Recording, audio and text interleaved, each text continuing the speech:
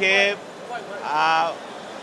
মাননীয় বিজ্ঞ সিএমএম আদালতে বৈষম্য বিরোধী ছাত্র আন্দোলনের বিভিন্ন হত্যা এবং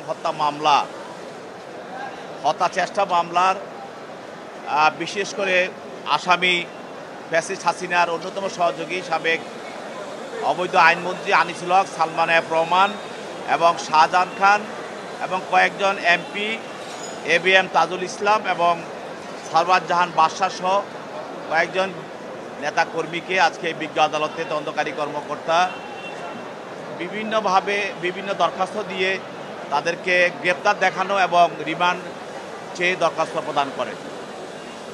তার মধ্যে যাদের বিরুদ্ধে রিমান্ড প্রার্থনা করা হয় তারা হলেন যে সাবেক অবৈধ আইনমন্ত্রী আনিসুল হক, সালমান এফ রহমান এবং শাহজাহান খান। তার বিরুদ্ধে একটি হত্যা মামলায় রিমান্ড প্রার্থনা করা হয়। সেই মামলায় 5 দিনের রিমান্ড চাওয়া হয়। তার পক্ষে তাদের আইনজীবী ছিল, তার 2 দিনের রিমান্ড মঞ্জুর করা হয়।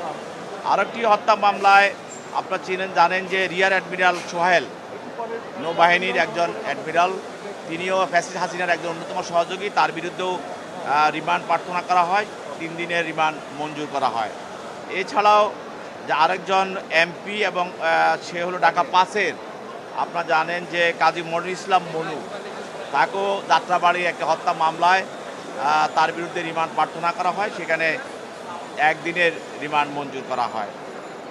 এইভাবে আরও যারা এমপি সারওয়ার জাহান বাদশাহ এমপি, তাকেও একটি মামলায় গ্রেপ্তার দেখানো হয়।